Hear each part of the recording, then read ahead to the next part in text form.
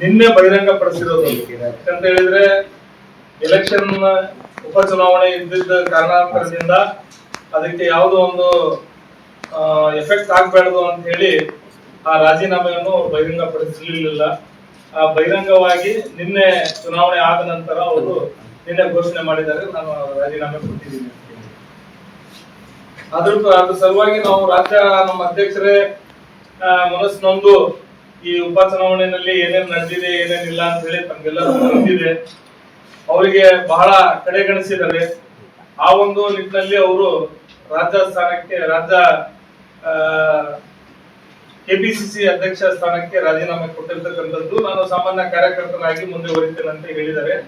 ಅದೇ ಪ್ರಕಾರ ನಾವು ದಾವಣಗೆರೆ ಜಿಲ್ಲೆಯಲ್ಲಿ ಎಲ್ಲಾ ರಾಜ್ಯ ಪದಾಧಿಕಾರಿಗಳು ಹಾಗೂ ಜಿಲ್ಲೆಯ ನಮ್ಮ ಕಾರ್ಯಾಧ್ಯಕ್ಷರು, ಜಿಲ್ಲೆಯ ಎಲ್ಲಾ ಸಮಿತಿನವರು ಇವತ್ತು ಸಾಮೂಹಿಕವಾಗಿ ರಾಜೀನಾಮೆ ಕೊಡ್ತಾ ಇದ್ದೀವಿ.